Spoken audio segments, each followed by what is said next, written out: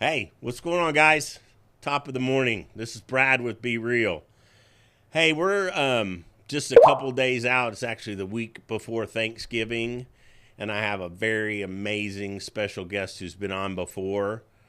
But we wanted to come on, and and like I was reminded before this, yes, hopefully we will share things that might help you in life.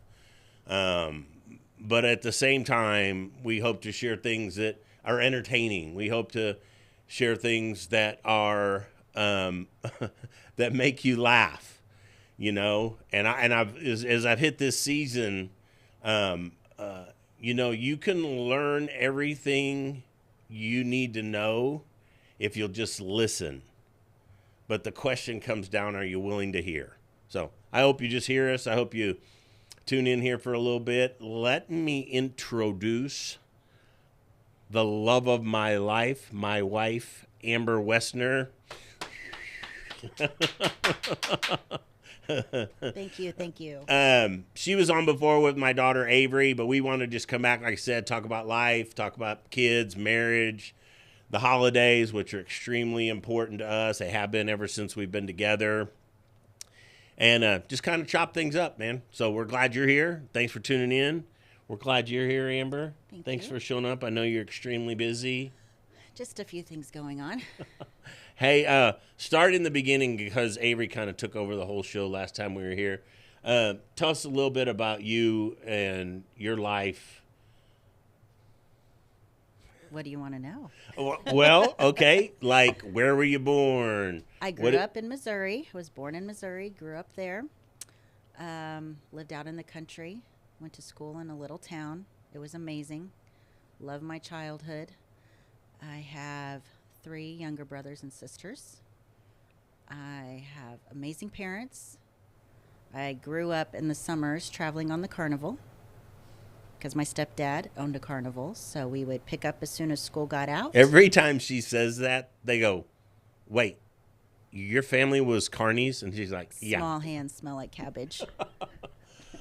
So we'd pick up Memorial Day, go out, travel for the summer around the United States, be carny kids, and then Labor Day, head back to school. Did that, and then as I grew up, got older, went to college, and then started running Big Splash Water Park for my parents, helped them out there when I moved out to Tulsa, and had a kiddo in between all that. And then not too long after, I met a big, tall, handsome blonde guy with blue eyes, and you know the rest from there. Yeah.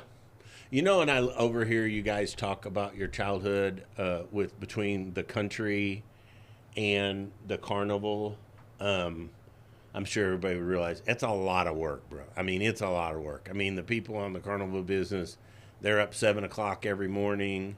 Hard life. Hard life, man. They don't even shut carnivals down on weekends till midnight.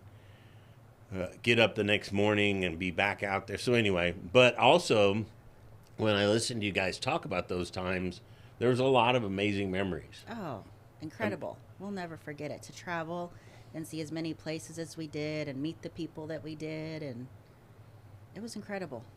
Yeah, It's like when you go to the fair for that one day when it comes to town. Imagine doing that for 90 days straight. yeah. You get tired of corn dogs. You get tired of funnel cakes. Um, so tell the short version. Tell them how we met.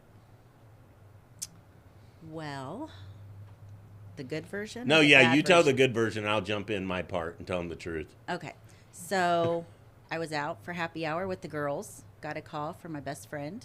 Hey, I got an extra ticket to the suite at the baseball game. Want you to stop by. I said, okay, I'll pop over. So I go.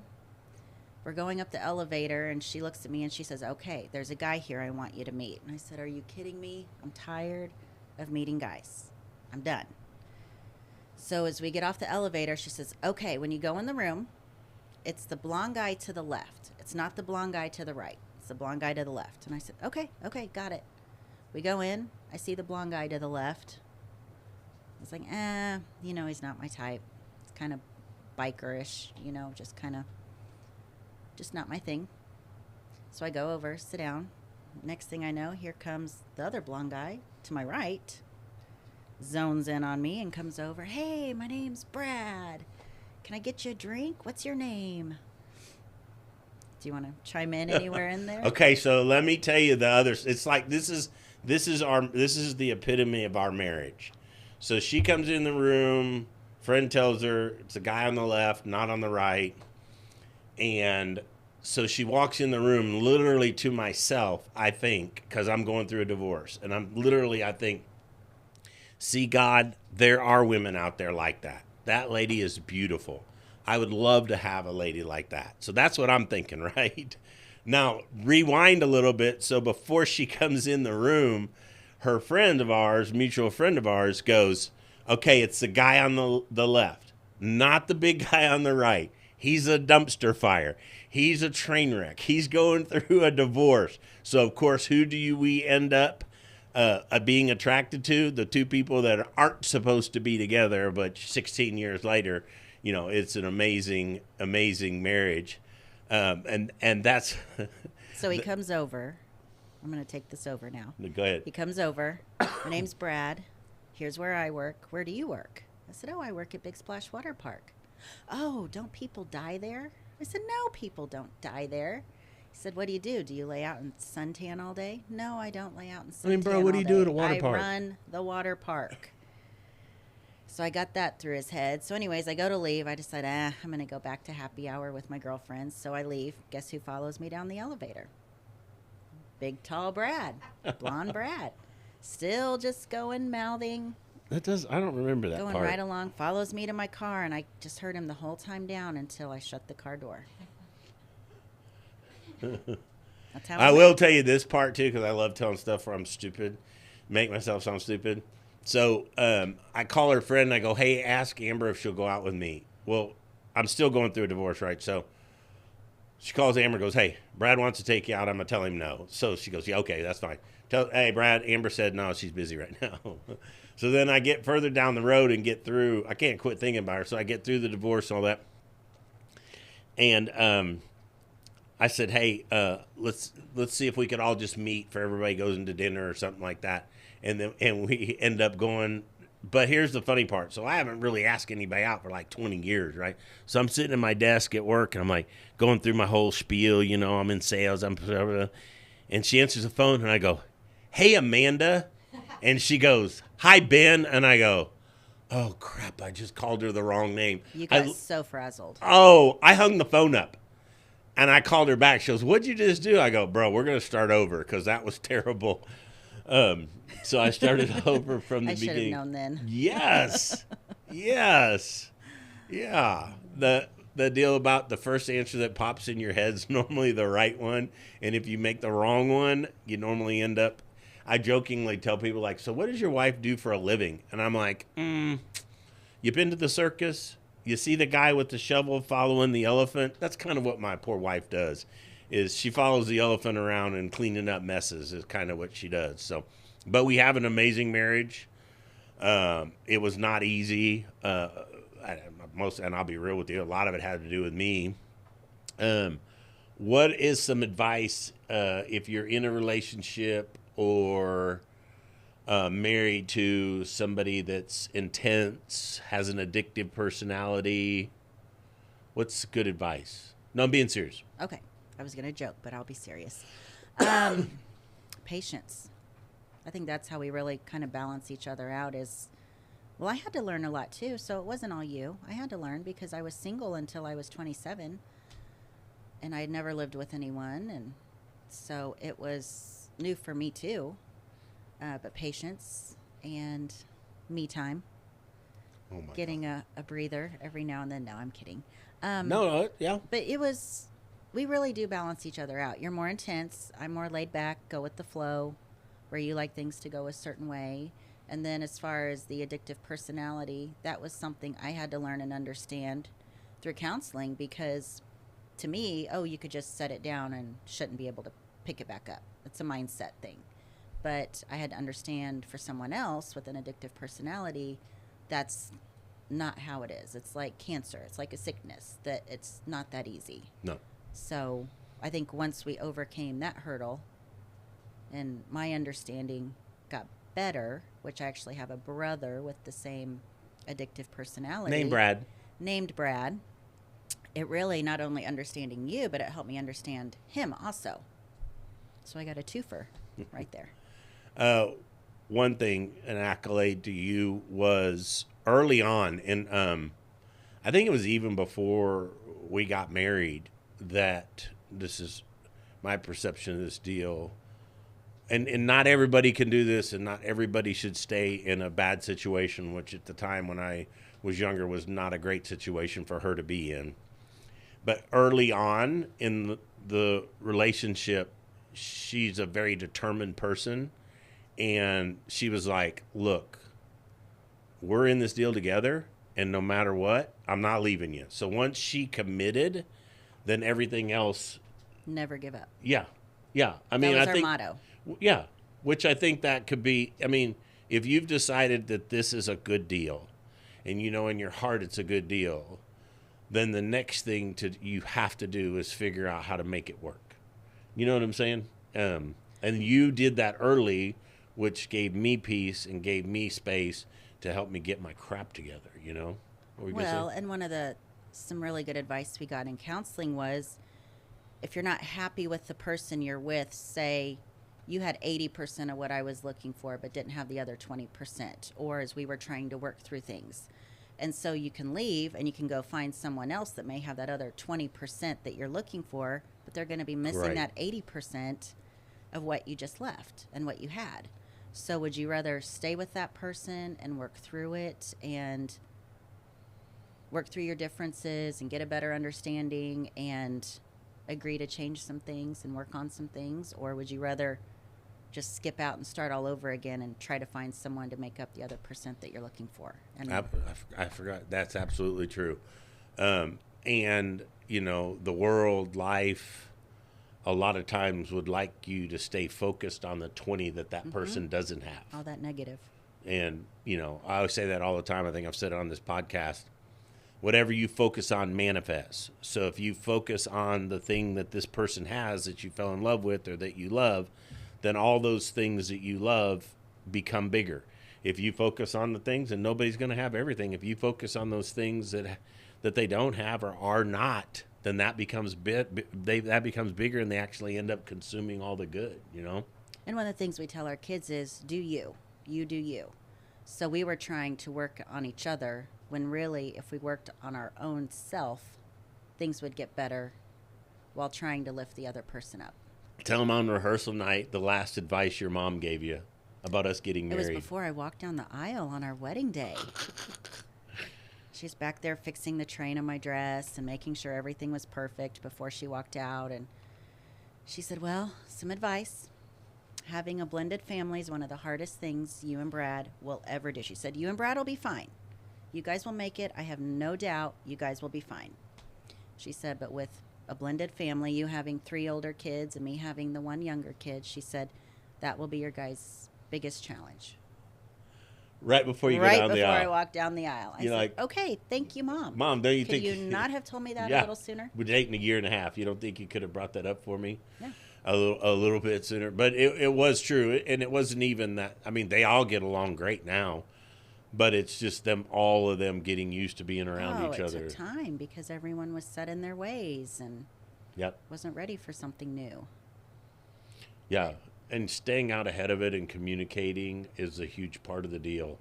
But that took a toll on us, too, because here we had kids not getting along, or my kiddo not getting along with you, or yours not getting along with me. And so, that put some strain on us. Can I tell you something funny? Like my bonus son, Aiden, her son was 4 when, we got together, and he would do something, and I'd be like, you need to go over there and you need to straighten that deal right out, man. If that was my kid, here's what I would do. And one of the older kids would do it, and I'd be like, hey, man, come here, bro. Hey, just don't do that anymore, okay? Please stop. So it's a completely different approach of what I thought. But that's natural. Like, I see it in families all over. Like, even with Aiden and his stepmom, or, it's just, or his parent. It's just a dynamic that I think any blended family goes through. Yeah. Yeah. Yeah. But just like anything else, any other bad storm, anything else, when our families get together now, it's quite what's the word you use? Quirky. Quirky. Yeah. But at the same time, there's a lot of love. We have great kids. Yeah. We really do. I mean, Literally, when everybody leaves our house, we go to the kitchen counter and go, let's debrief. And then we communicate what all we heard throughout that period of them being there. And I wish I had started journaling it. I mean, it's some great stuff. Because with 5 kids, it's a lot to keep up with. Oh, yeah. Oh, yeah. Oh, yeah. Anything you wanted to ask? Well, we said we had 4 kids. So then number 5 came into the picture and kind of glued us together, meshed us together. Yep. And sealed the deal. And I think everyone realized, okay, they're in it for the long haul. Yeah. They have a baby and... Yeah. And we talked about it before we were even getting married. We were like, you know, she wanted to have another child. I was like, yeah, I'm in. But, man, I think I was 49 when she got pregnant. So I'm like, 49-year-olds don't have the energy and all that of a 25-year-old dad. So as long as you understand that, what she obviously has. But it was the glue. Mm-hmm. And I remember going to Mathis Brothers to tell people that we were having a baby, and they're like, oh, dang, bro, you okay? I go, oh, wait, let me back up, man. I got great news. We're super excited, and we've got a baby. First kiddo out of 5. Yeah. It's planned. Yeah. But like I said, it's been, and she's a joy to they all love each other, but she's been a joy to all of them as much as they have been to her. Mm-hmm. That's why, like I said, working through some of the difficult things. What was that one show? It said, don't avoid the mess. Embrace it. It's beautiful. Embrace it because the beauty's in the mess. Mm-hmm. Pretty much capsulizes every me. day. Yeah. Thanks for sharing. Embrace the mess. You need a T-shirt that says Any that. questions you are... Amber, you're the smart one. I'm the funny one. Stay in your lane. Oh, my God. Sorry you had to hear it talk that way. Anything you wanted to ask or anything you wanted to... How excited are you for the holidays? I'm a holiday guy. Now, there were times... Wait. Huh? How long have you been listening to Christmas music? Okay. How long has your Christmas tree been up? 2 weeks. When did it go up? November 1st. So that's about the time my Christmas music goes on. And I have a reason. Okay. Oh, gosh. But part of the reason, obviously, it makes me feel good. And there were times in my life that I got so engaged in life, the hustle for money, the hustles for success, hitting numbers, even probably consumed with some of the drinking, that I would wake up the first couple days after the first of the year and I'd be so bummed out because I had missed the holidays. I'd not been present and slowed down and smelled the coffee and enjoyed the coffee. And so you can go 2 months and all of a sudden you're like, wait, you're taking the tree down? It's like, yeah, bro, it's the 1st of January, So now I make it a little more intentional to get going early. Why are you such a big fan of the holidays and Christmas? Family. Yeah. I love family time. Yeah. I love a full house, kids over, giving, surprising. It's just always been a big deal. I don't know if it's that way with everybody, but like we will hear our kids upstairs, especially if they have friends over or family over, and you'll hear them banging around up there, and then all of a sudden you'll hear them laugh, and we both just look at each other, and it's just to us, it's like there's no better sound in the world than our kids upstairs enjoying our house, having fun and laughing, making memories they'll never forget. I remember hanging out with my cousins when I was younger, and they'll never forget those times, So what is one thing, just one thing, that you are most thankful for? And you don't have to be cheesy. Just say what you mean. Don't be like, I'm just thankful. I'm just kidding. World peace now. Well, yeah. I can't just say one thing. There's Okay, then just say too a couple. many. And one of the best things I learned, I did a mother's fellowship group a few years ago.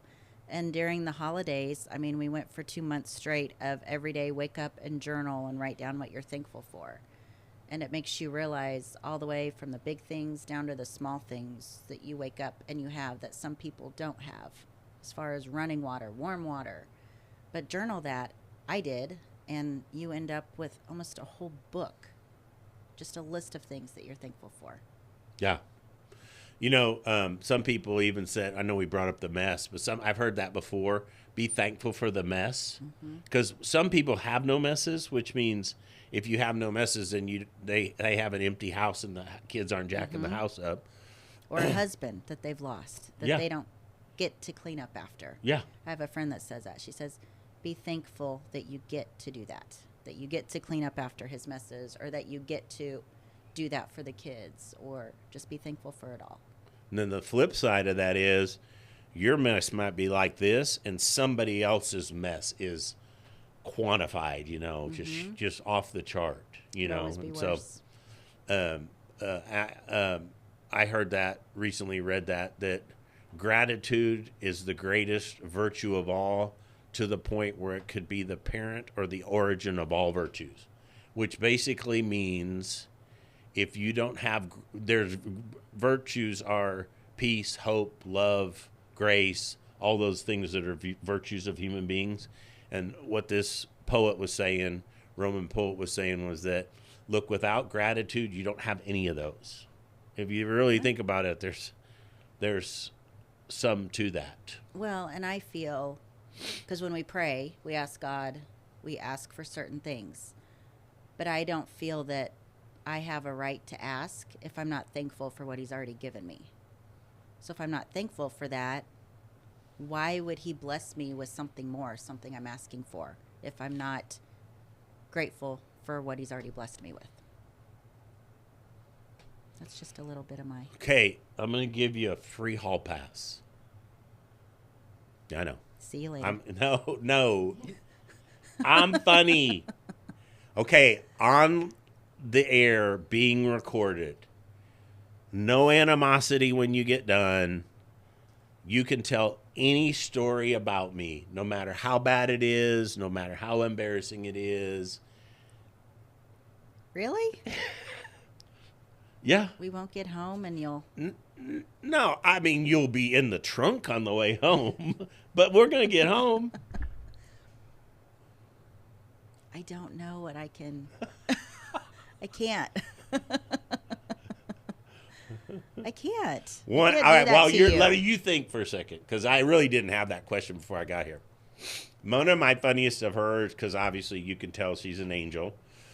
And in my life, I maybe had a few issues. Not a lot, but I maybe had a few issues.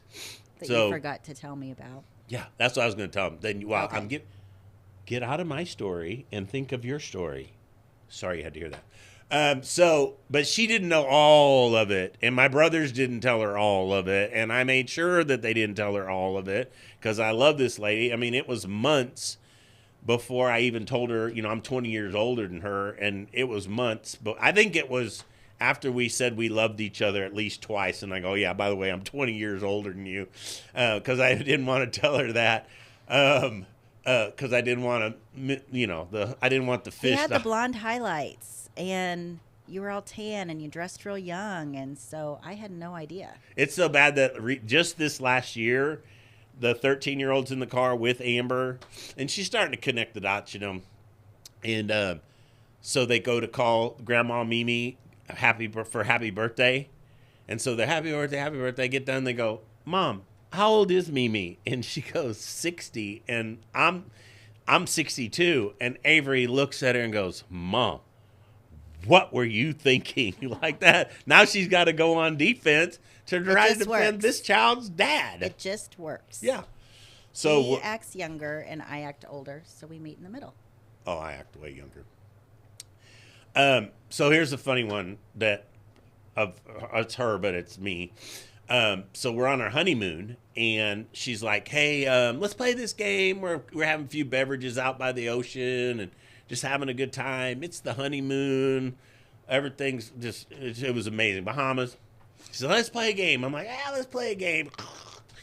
She goes, let's play a game. She says, I'll tell you the worst thing I've ever done in life, and then you tell me the worst thing you've ever done, and let's see who's worse. I go, bro. Big mistake. Big mistake. Huge. Don't play this game.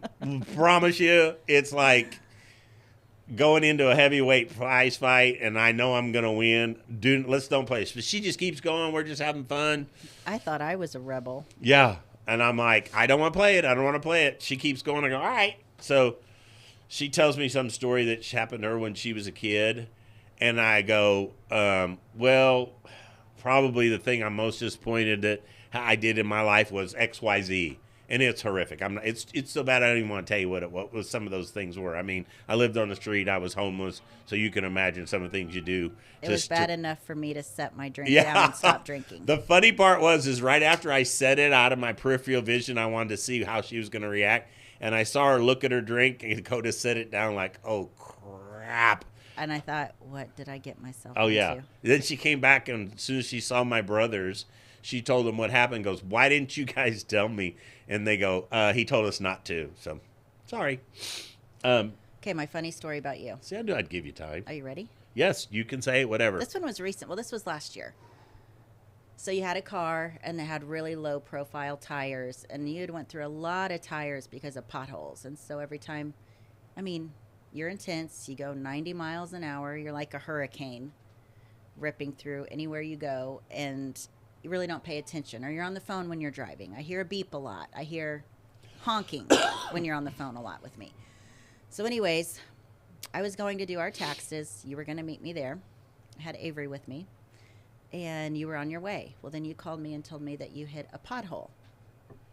And it blew your tire. But it's okay. Don't worry. I have run flats, you said.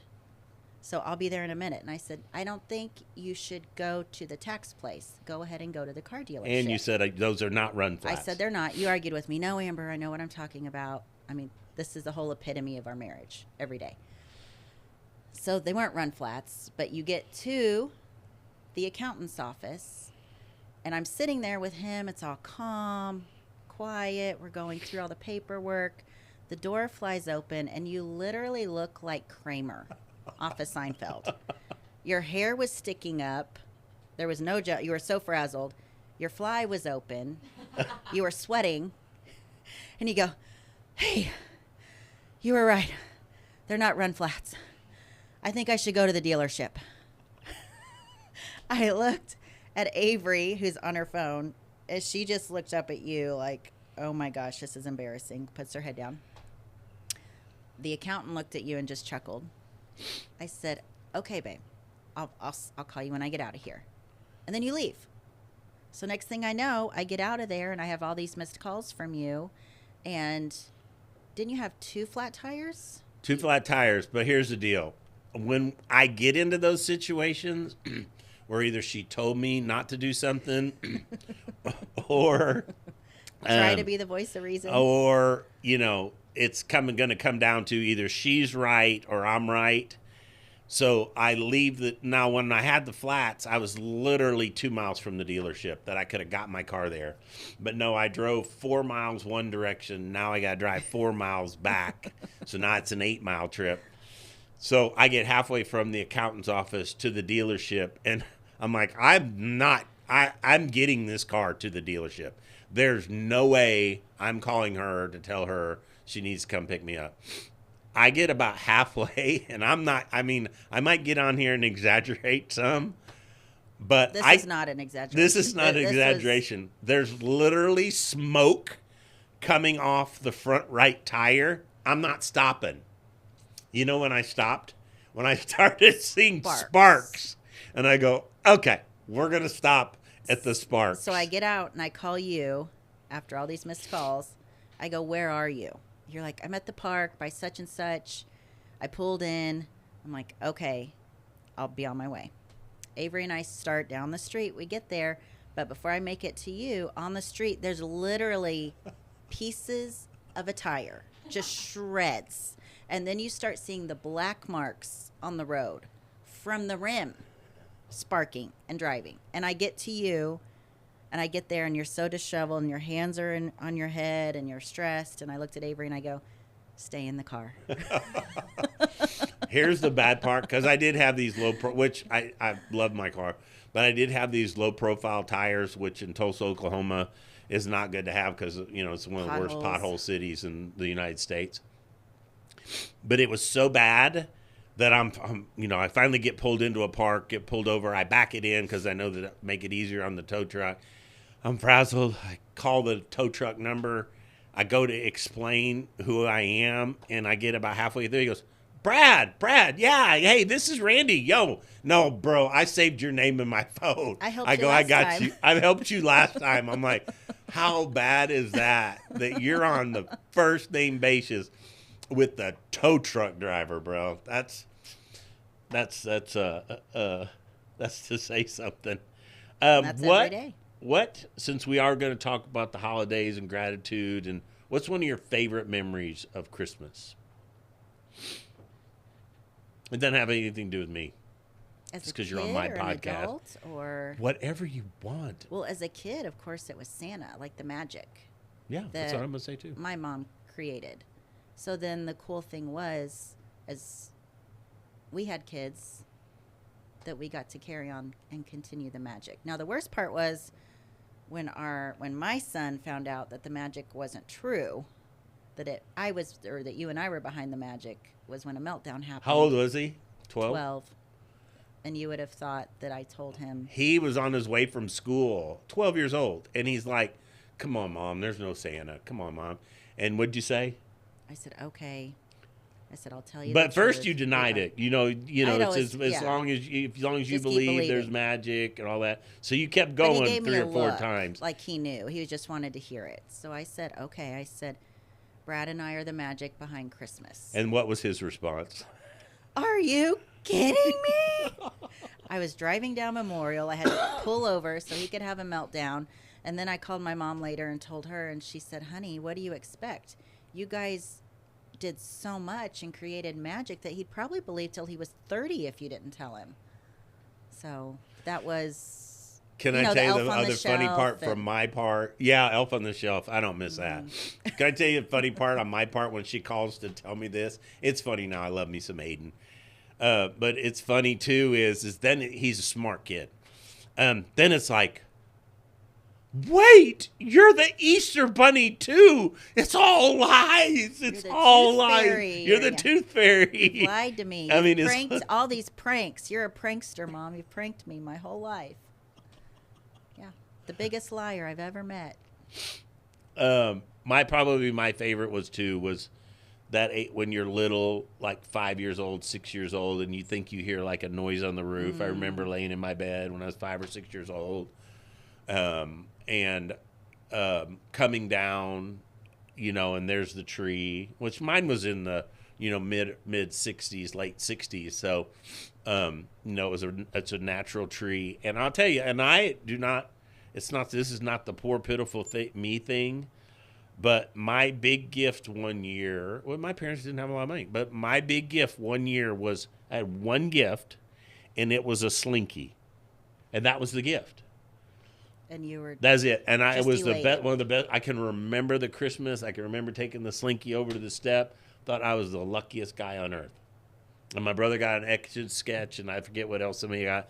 But, to go back to those times, to be thankful for a Slinky, and wow. But it was this. We were sitting on the floor, breakfast, all that other stuff. And then we always left and went to my cousin's house for the day, Amy and Dave and Wendy's and Aunt Mary Ann's, and hung out with them. So that was always great times too. But that was probably the most memorable. But like I said, not to turn everything into a lesson, but if you can get excited about and remember a Slinky, then probably ought to,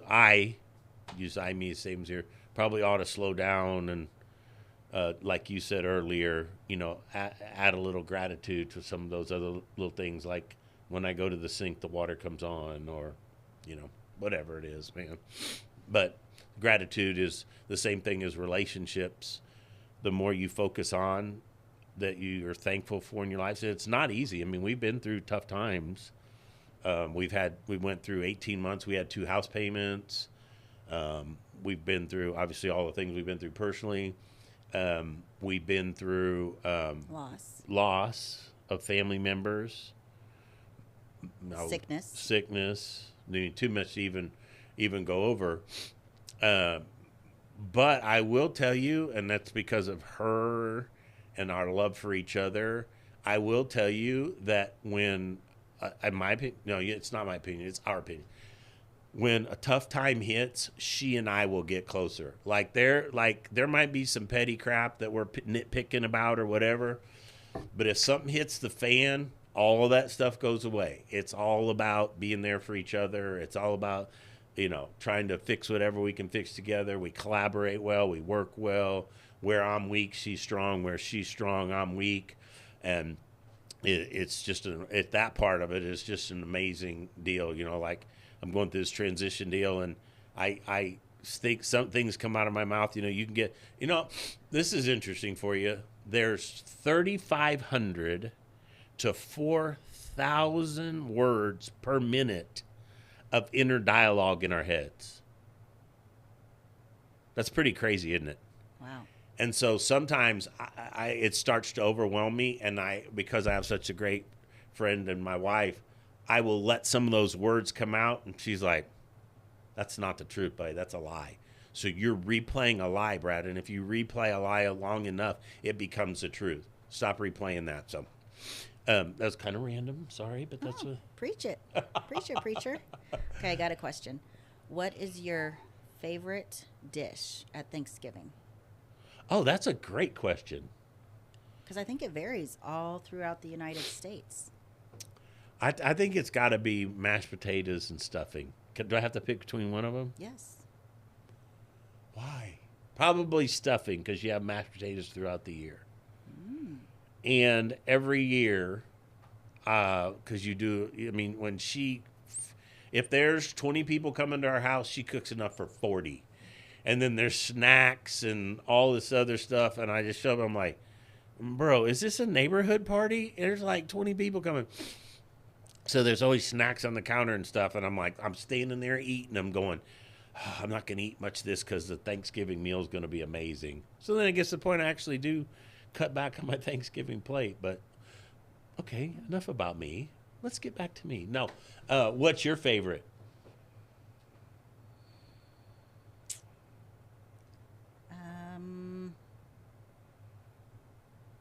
That's a good question. I don't have a favorite. For real? I just tricked you into that. Yeah. Yeah.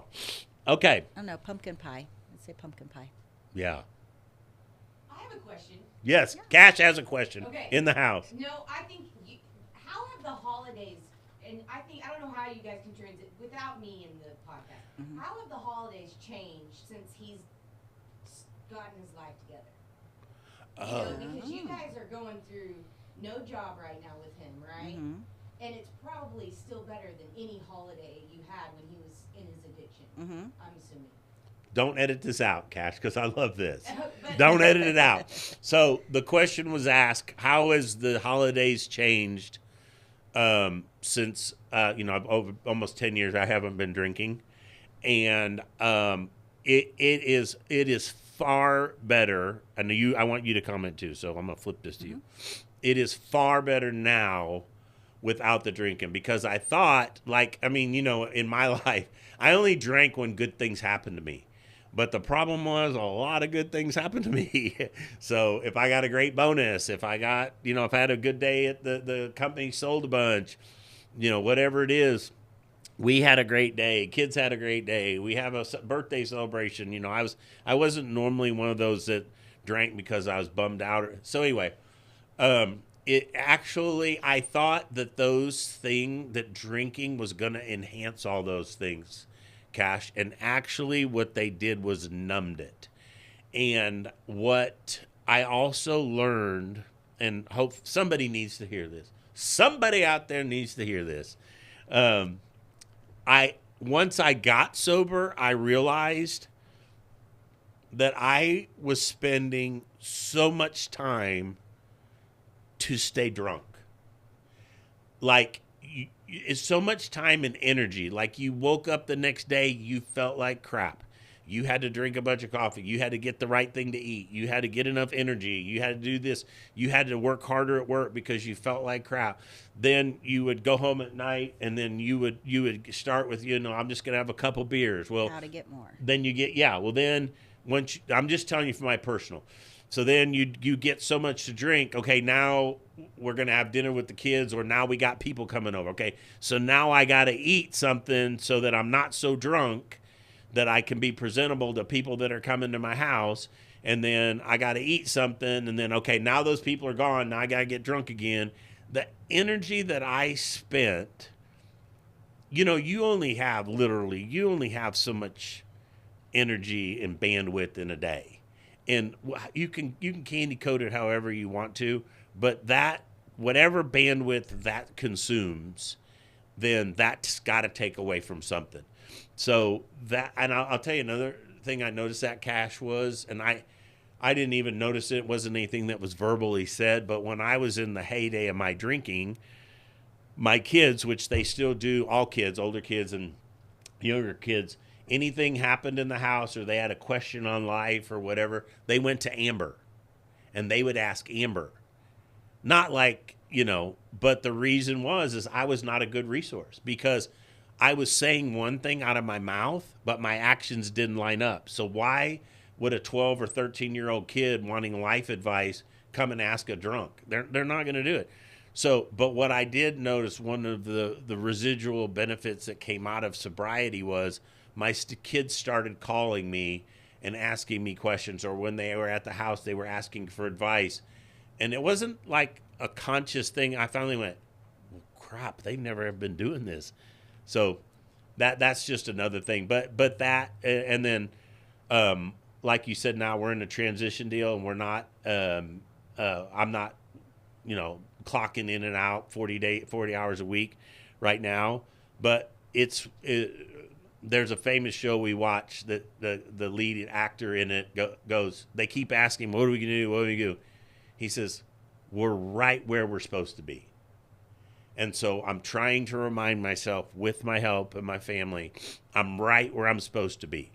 And this is what it is. This is where I'm at. And I'm right where I'm supposed to be. Because what I don't want to do is get to the other side of this deal. And Cash, you're kind of in the same situation.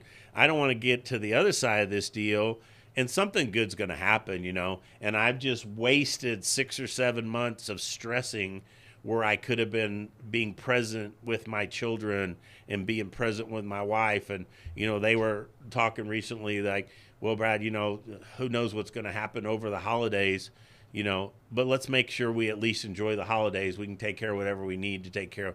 So anyway, what is your response to the holidays since no drinking? Well, I'm excited for this holiday because through all the holidays since we've been together, you've been working. And so for this one to be the first one where you're home, you get to help me Christmas shop and wrap presents.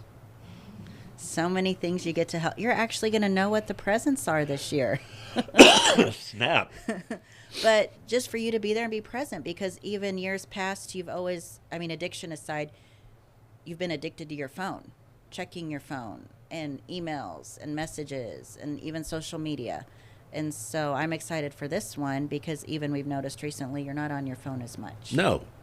So then here come the holidays and you're going to be even more present than you were after addiction and after a job. And so you roll all those things out, we'll get more of you. And I'm going to work. But at the same time, like I keep telling myself, I'm right where I'm supposed to be. Mm-hmm. So, there's a little bit about the whole, transition with the job thing. But then again, what happened before, and I loved my job at the time, loved the people I worked with, but I would get halfway through Thanksgiving Day, and all of a sudden I would start to get anxiety because the next day was Black Friday, and we get super busy. The second half of November all the way through January was super busy. So I immediately kind of allowed myself to get pulled off track to doing that and not being present. Probably the best response to Cash, your question you just asked, was somebody, my middle daughter still works at the place that I worked for, and somebody walked up to her and said, hey, how's your dad doing? She goes, look, I know what you're asking me. You're asking me, is my dad working, and is he okay? Is he working? He goes, I don't know about all that, but I can tell you this. It's the first time in 25 years I have a dad. So I can tell you he's doing good and I'm doing good. And it made me feel good that realize that, yes, I don't have control over everything, but at the same time, there are things and blessings that are coming out of this. You're in a better frame of mind. You're not as consumed with work. The other thing is not everyone has this ability to be off of work during the holidays like you do this year. But because who knows, next year you may be working full time, and this may be our only opportunity for you to be at home with us. So you just never know. That's why, and you hear that all the time. Man, put everything in today. It could be your last, but we don't really. But when you think of it like that, it's like, yeah, why would you not make it special? Mm-hmm. And besides that, I didn't put myself in this situation. So the best thing I can do for this situation is enjoy the situation I'm in, What's one other thing? Great question, Cash. What's one thing that you would tell people, moms who are starting to get ramped up over the season? Anything, kids, people. What's one word of advice or one encouraging thing you would like to tell them? Just enjoy the moment. Your kids are only this age one time. You never know who you might lose through the next year that might not be here for next year's holidays. We have no idea what could happen. So just enjoy and embrace. And not everything's going to be perfect. We all try and keep up with this idea in our heads that we see on social media of all these moms doing all these crafts or cookies, the baking, the school stuff. They're just putting on a show. It's not that perfect. No one can be that perfect. And I'm sure when you go to their house, it doesn't look like what they're showing you on their camera on social media. And we all try to live up to that standard and just enjoy it. Your kids are going to love it if you're there. Your family's going to love it if you're there. Who cares about the rest? Don't you think, and I don't want to put words in your mouth, don't you think anything right now that somebody out there, I'm not talking about the major things like cancer or if there's really, really a burden that somebody's carrying, those are for real. But don't you think a lot of that if we allow it to get into our heads, a lot of what we allow in our heads to worry about over the next 6 weeks, that by the time we come to Christmas next year, we will not even remember what it was? They're small problems. I have a friend who's a teacher. She'll ask the kids, is this a big problem or a small problem? Let's really look at it. Yeah. And a lot of it's small problems. Yeah. That just made me think. So if it's something and I'm not even going to remember what it is in February, why would I give it a bunch of time in November? Mm-hmm. Good. Just go with it. Go with the flow. Go with it. Hey, guys, thanks so much. Hey, click on here. Get connected with us. Get connected with me. Subscribe, like, all those things they need you to do. Have an amazing Thanksgiving. It is a time to give thanks for and focus on. And I'm telling you, I said it earlier in the podcast, whatever you give thanks to, manifest. So the more you give thanks to, the more those things grow. Go have a great day. Go make a great day and be real.